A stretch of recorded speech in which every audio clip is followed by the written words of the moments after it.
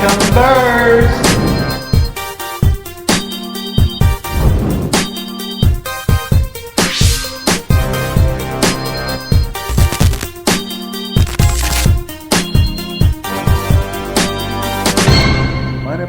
Money. Woohoo! Money. Yeah. What's going on, Crib? What's up, y'all? Hey, everybody, we got a special guest today, but welcome to Sip and Converse. Before we dive down into our conversation, make sure you hit that like button, ding, subscribe, tell a friend and tell a friend. If you want to know about somebody some money or getting yourself into position to better manage what you already have, this is the episode you don't want to miss. So, Crib, how's your week been going? Hey, man, no complaints on my end. You know how we roll. Yes, indeed. So, let's jump on into it. Let me introduce our person that's sitting in the middle. Yes. Person sitting in the middle, me and him played ball together for some years. Uh-oh. I was blocking, he was running. He was getting all the highlights in the newspaper. I was just that guy on the field. Became a very successful person, but I'm not going to steal his story. I'm going to let him tell his own story. Yeah. But let's everybody do a virtual round of applause to Mr. Kevin Webb. Thank you. Yeah. Glad to be here. So, Kevin, tell us, introduce yourself to everybody. Let them know what you do. I'm Kevin Webb. I'm a financial advisor. Uh-oh. I own an independent financial planning firm, GAMSG Financial Advisors. I also own an insurance brokerage firm, Genesis Asset Management, where we do insurance and risk management consulting. And I'm not going to have anybody on the stage that I don't run my services through. So Kevin is our everybody. My wife and I, this is who we go to for our advice and management of our funds. That's right. What about you, DJ? Kevin does not manage my funds, but after today, I'm just signing up. Hey, it's going well already. that's what we like. We like for things to grow and expand organically. Yes, that was not a paid advertisement. That's right. So, Kevin, with this day and age of things going on, what are some introductory steps should people be concerned about as they think about their finances? It just kind of depends. It depends on where you are in life. I think all financial planning starts at a very basic level of budgeting, right? So just making sure that you have more coming in than going out. But I meet people that are all different walks of life. Some people are at the beginning of their career. Some people are kind of mid-career. Some are towards the latter part of their career. So I think it's kind of just depending on where you are in life and what you have going on. But at the end of the day, all financial planning really starts at its foundational level with budget. Yeah. Oh, that's the dirty word that people don't like to hear. Why do you think people are afraid of budgets? Budget is really a discipline thing, right? There you go. So what I found is that, if you don't, I have clients all over the place. I have some clients who make several millions of dollars. Some people can make 100,000. Some make less than that. But it really doesn't really matter how much you're making if everything that comes in is going out. The cars and the houses and the clothes might look a little fancier, but at the end of the day, you're at the same spot. Yeah. So, at its foundational level, no matter how much you make, got to have a budget. Yeah. Go ahead, Chris. No, that's what I was about to agree along with Kevin. From my experience, I'm not a financial planner, so please, that's my disclaimer. But I do, coach people who are maybe can't afford to hire somebody your service, but just being a mentor to people. They not discipline themselves to follow their own rules to get to that next level, to build up a next egg. They just don't have the discipline. And the minute a new gadget come out, and the minute iPhone upgrade to the next level, they doing all these things. They're staying in line overnight to buy a new pair of Jordans, where that money for Jordans can go into, a mutual savings or something, but they just don't have the discipline to do those things. Yeah, you're absolutely right. You asked the question earlier, which I kind of walked around, but why do people not do that? I think it's kind of like put your head in the sand type of mentality. Yeah. So what happens oftentimes when you don't allocate dollars, you spend them on frivolous things like, the things that you just mentioned. So having a budget prevents you from doing that, because when you specify where that money is going, so when you specify, how much discretionary spending that you're going to have and how much play money you have in those things, then the money doesn't kind of just disappear. Yeah. It's funny you mentioned iPhone, because iPhone, they just come out with a new phone and they want $2,000 for the phone, bro. What? If you get the one with the like 2 terabyte hard drive in it, the storage space, they want $2,000. That's a MacBook Pro. Yeah, $2,000. in your hand that you gonna drop. You ain't gonna drop your MacBook Pro. You gonna drop. That's a, I'm not gonna drop that phone with $2,000. exactly. I'm not. Lord. First of all, I ain't dropping it because it ain't gonna be in my hand. Right. But y'all mentioned that, you know, especially with the budget thing, I do think it's a discipline thing for most people. And like Kevin mentioned, most people think if I stick my head in the sand, my financial problems will go away. And I don't have to face the fact or take accountability that my decisions got me where I'm at this road here. And speaking of that, that was going to be one of my questions, Kevin. What would you say to people who feel like, DJ even touched on it too, I don't make enough money to converse with a financial advisor. I don't make enough money to even go sit down and have a conversation. There's a financial advice available for everyone. So it really doesn't matter what your income level is or how much you're starting with. There's information and help available to you out there. Yeah. So, you know, if you are just kind of getting started investing, you know, who do you bank with? So like, you know, most banks have in-house advisors that'll help people who are just maybe getting started out or just want some basic guidance. You know, some advisors have minimum thresholds where you have to have a certain amount. But typically you can go into your local bank. And then there's some advisors who specialize in just, you know, people who are just getting started. So sometimes if you're just getting started, there are advisors who will just charge you a fee to create a plan, right? Yeah. Instead of managing your assets. You might not have a lot of assets, but there's definitely some guidance available for everyone.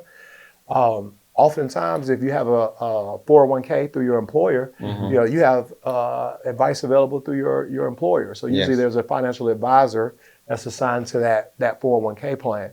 With the 401k plan, you usually also have a custodian like a Fidelity or an Empower, or there's a number of different records out there, whoever may be managing your 401k. But typically you can call in and you can talk to customer service and ask them questions and things like that, or set up a consultation with the advisor on the 401k plan. So there's definitely some options out there for help and guidance for everyone. And then there's also a bunch of online tools out there as well. So when you, you know, you're in a 401k plan, the companies, they have budgeting and financial planning tools and things out there. So really, no matter where you are or whether you're just getting started or you've been doing it for quite a time or have a larger, there's definitely some help available for everyone out there. I contest to several of the things that you just mentioned, Kevin. I know with the company that my wife is working with right now, through her 401k, she's constantly talking with the financial advisor about, you know, her piece, and she shares with me all the time. The majority of people are not taking advantage of that, having conversations with them. And people retire and don't have no clue about their money. Yeah. And also with one of our banks, I know 2 of our banks that we bank with reaches out to us all the time through email, letting us know that we can come in and talk to them anytime about our money, with saving our money and creating, growing our money at no cost. And so you're right, a lot of people are not taking advantage of those things. Tools are out there. Yeah. And I know what Larry does through another organization where he's giving free classes. Yeah. And I'm sharing this with other people that's not part of his social circle. I'm like, hey, my business social, he's doing free classes, and you're saying you're having, you know, problems with growing your money. You can sign up for these classes for free. Absolutely. And people don't take advantage of these things. Absolutely. I mean, there's people out there hosting seminars and webinars all the time. Yeah. And you want to make sure that the information that you're getting is from a reputable source. Absolutely. But the information is definitely out there. Yeah. If you're looking for it. And you mentioned the 401, where I currently do my W-2 there. Who hosts their 401, you paying for those services. Yeah. Yeah, you paying. Is they taking it out of that money? So you might as well take advantage of using those services and those benefits by calling in to check on your money. But most people take the mentality of, my grandma put it in her glass drawer and put it under the mattress, and that was it. Yeah. But now you got to do more this day. You got any questions for Kevin? I sure do. Kevin, when it comes to money, why should we have a long-term mindset versus instantly? So historically, if you look at the stock market for the S&P 500, for example, so if you can go back hundreds of years. So historically, even though the market goes up and down, right, the S&P 500 is averaged about 7 to 10% historically, going back over 100 years. So over the long haul, the good generally outweigh the bad. So it does fluctuate, but most people who invest in the stock market don't do it because they like losing money. So I do think having a longer term approach, when you're investing in the market is a great way to go. However, it really just depends on what you're trying to accomplish. So in some situations, you don't want to have a long-term approach, right? So if you're looking at buying a house in a year and you're trying to save up money and put it away in a manner where maybe that money can make you some money while over that year, you might not want to put that in the stock market, because if the market goes down over the next 6-12 months, then the money might not be there for you to purchase that home. So if it's a shorter time range, you generally want to invest more conservatively. Yes. Right? You might want to do like a high yield savings or a CD or a money market. But if it's a longer term time horizon, you typically can be more aggressive. Yes. Because over the long haul, the good have outweighed the bad with the stock market. It usually goes up more than it goes down. Those are some excellent recommendations. But I want to ask you this, not main so for someone who might be watching us on our YouTube channel, listening on our Apple podcast. And Larry and I had this conversations before. For someone who wants to make some money instantly, I'm sure you've seen this before. There's a lot of people who are showing you how you can flip a $700 to 10 grand within 10 business days on this type of stuff. So if you can expound or unpack that a little bit, why that's not healthy. So that's really speculative investing, right? And more than likely, those people can't pull that off. So if the biggest and the best investment managers in the world have a hard time beating the S&P 500, why is some novice person that's all of a sudden coming here and they're just investment gurus? That's just really not realistic. Yeah. It's really speculative investing. And sometimes you might get lucky and you might win on the first go around, but to be able to pull that off consistently, that's just really highly unlikely. So, I would say, some of my clients, they like to do that kind of thing, right? And so what I tell my clients who want to, kind of day trade or play the market, I say have a play account, right? So have a play account where if you lose all the money in this account, you're not going to be too badly impacted. You're not going to be losing sleep, or the kids are not going to be able to go to college, or your retirement is out the window.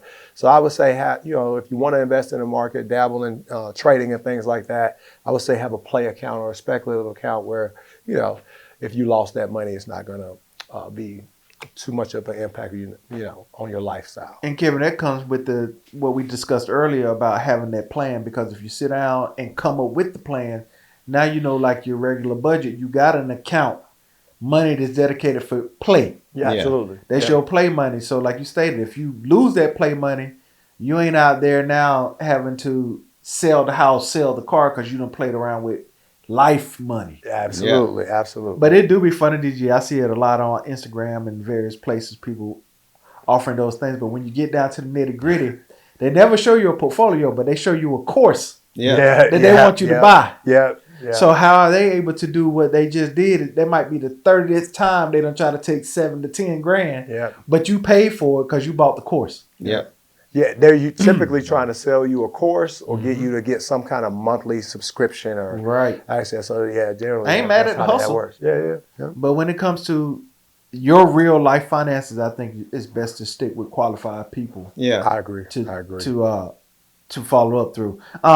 DJ and Kevin, I've seen people say, turn your house into a business, and they do LLCs.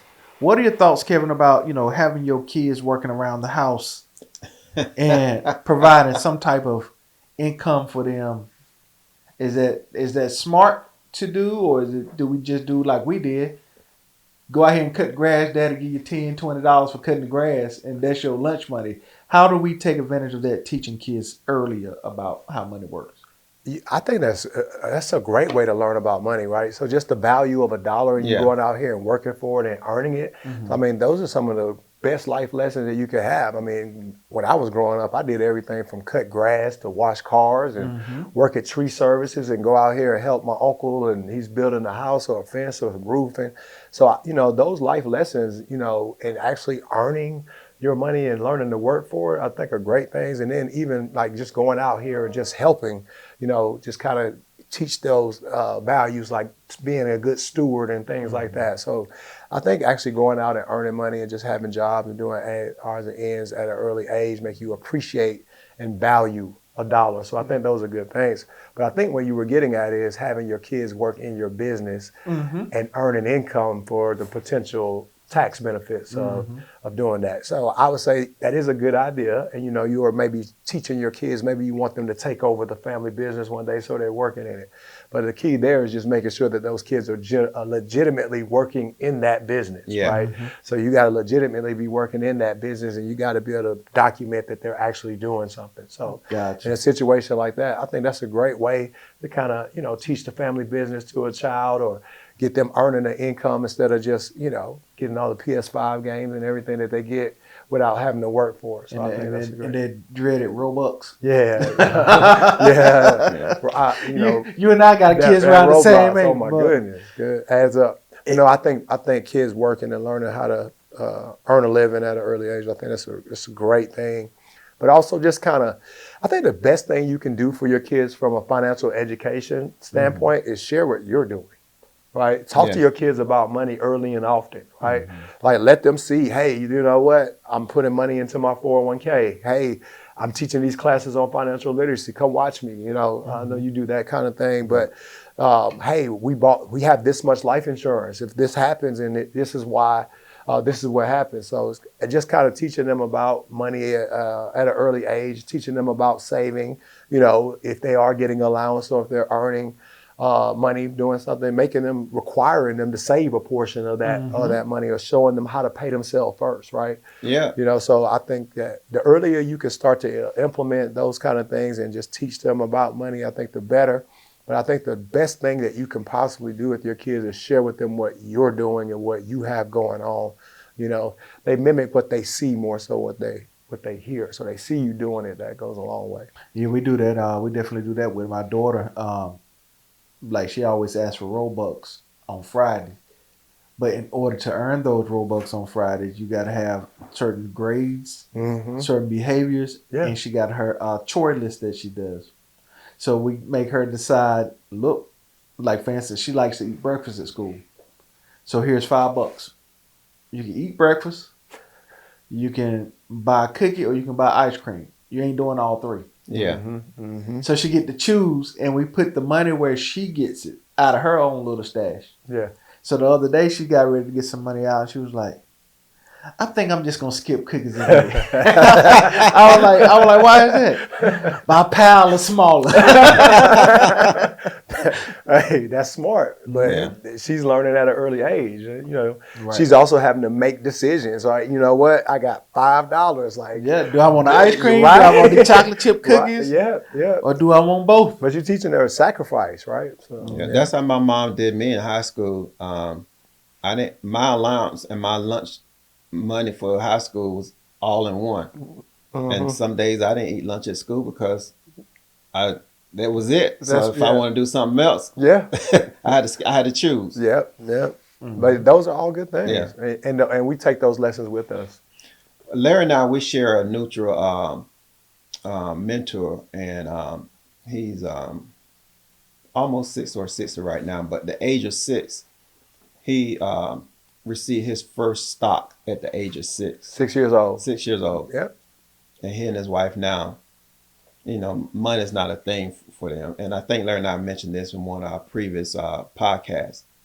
But his mindset from the age of 6 to now, is man, it just blows people's mind. He and his wife can buy anything he want, but he still has the same mindset with how he was taught at the age of 6 to today. Absolutely. It's that money blueprint, right? So that's what I was talking about. Like, so by having him invest in stocks at 6 years old, you're establishing that money blueprint at a young age. So I've been investing in stocks since I'm 6 years old.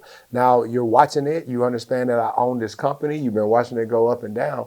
And then just think about the 8th wonder of the world, compound interest. So if you think about compound interest from 6 years old, over the time value of money over a long period of time, that can go a long way. Yeah. But yeah, just kind of getting them involved, having them be hands-on and talking to them about money early and often is very important. Yes. Yeah. I know when you mentioned that too, when I got involved in the market, it was by a coworker. Okay. So he and I was sitting there talking. It was when ING Direct was around. Mm-hmm. So that's when the market actually crashed, where I was buying like Sirius Satellite for 10 cents a share, things like that. But what got me to stop wasting money was that I just took a smooth $25, bought a share or two, and then the following week I saw that $25 go to like 26, 27 bucks. And the light bulb went off.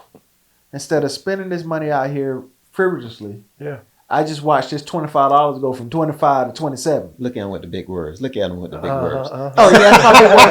Frivolously. Since we talk about finances, we got to talk about I like that word. So That's a big Scrabble word. yeah, Scrabble word. They get all the points. But once I saw that small thing, I was like, wow. Yeah. Because like I've told before, my mom was a teacher, so she knew how to work and save money. Mm-hmm. My dad was self-employed. He knew how to go make money Mm-hmm. and have money in his pocket, but he never knew where to invest. Mm-hmm. So I got the both words, working hard, being an entrepreneur, and saving money.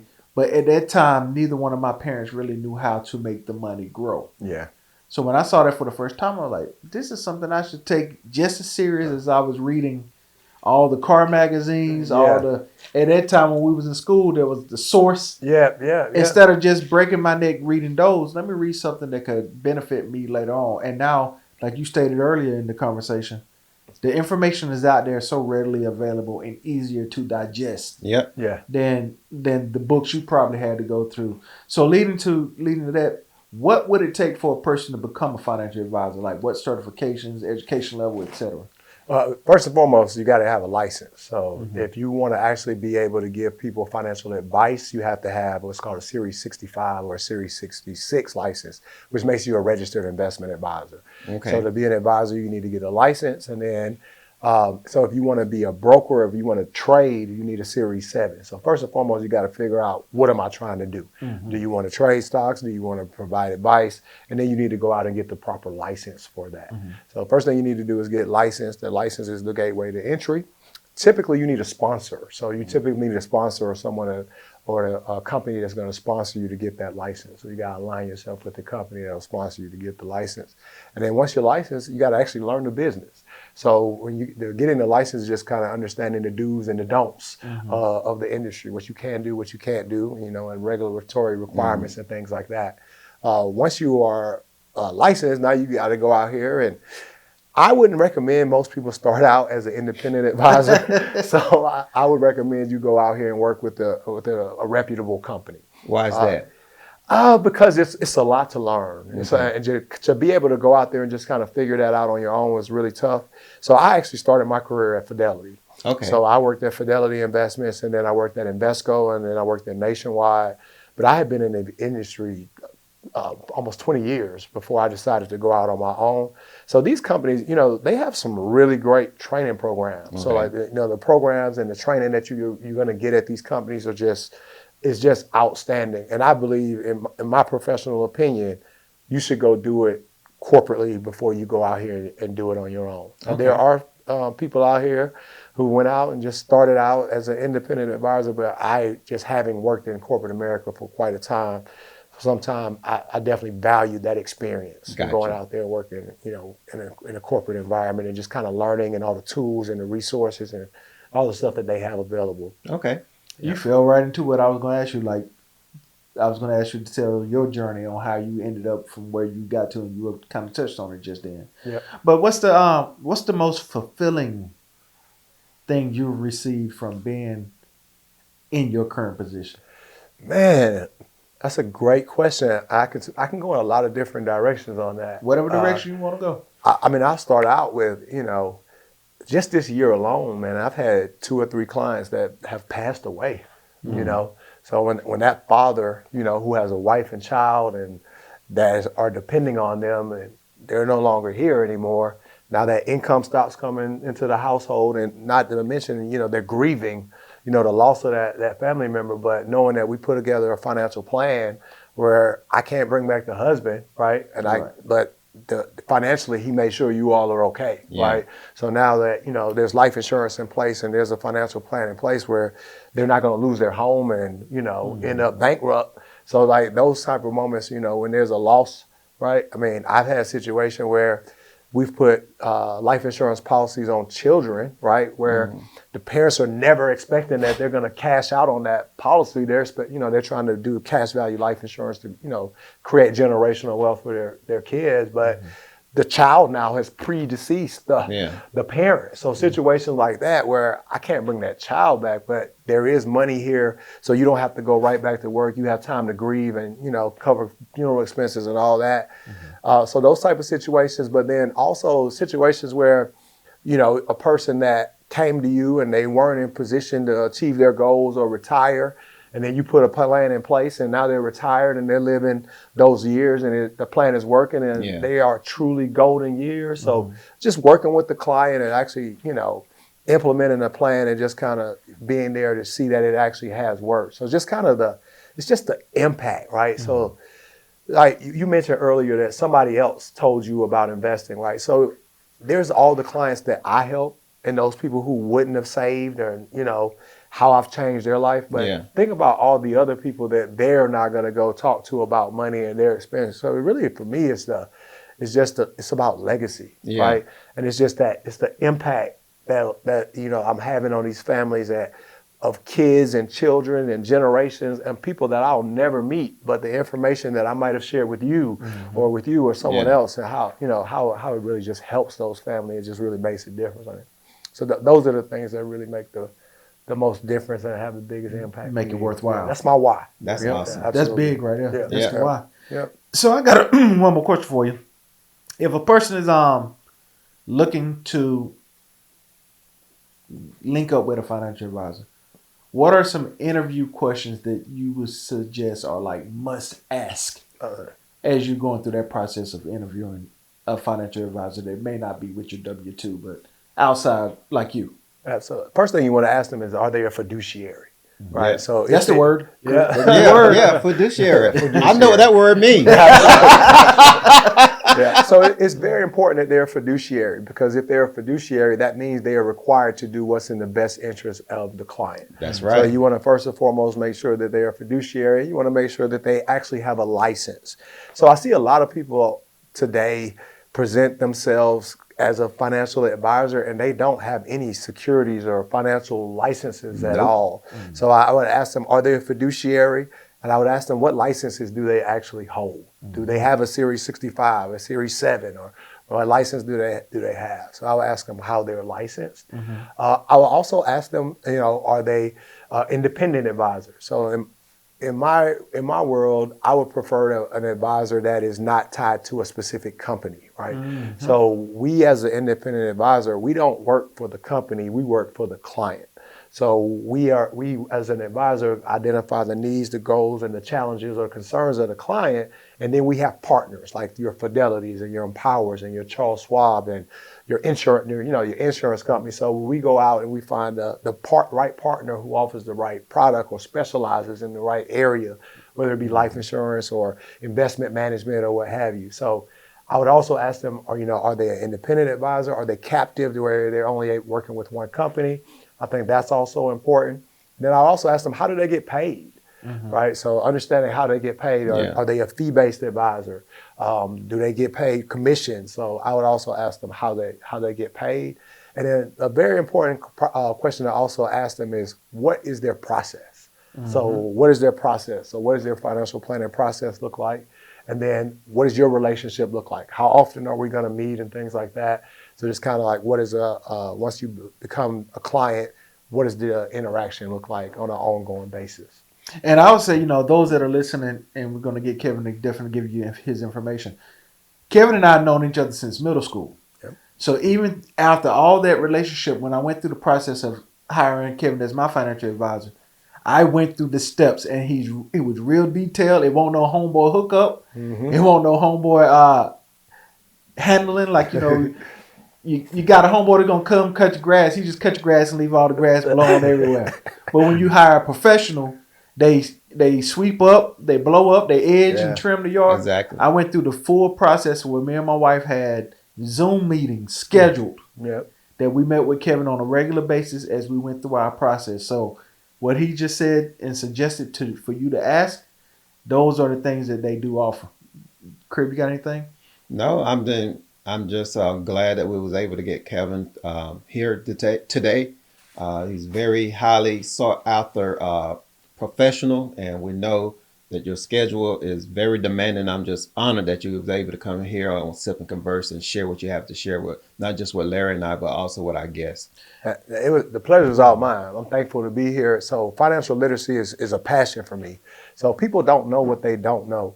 So what I found is a lot of us shy away from the market and we don't invest because we don't understand. Like Yes. nobody's going to put their money into something that they don't understand. True. So the key is education, right? So just providing people with the information and breaking it down in a manner where it's simple for them to easy for them to understand and digest.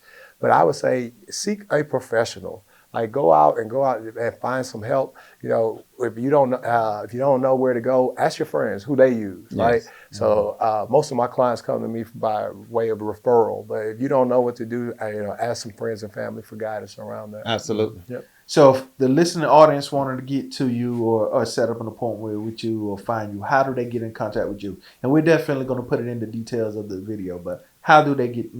Yeah, you can definitely find me. I'm on LinkedIn, so you can find me on LinkedIn, Kevin C. Webb. So our company is GAMSG Financial Advisors. So our website is gamsg.com, GAMSG.com.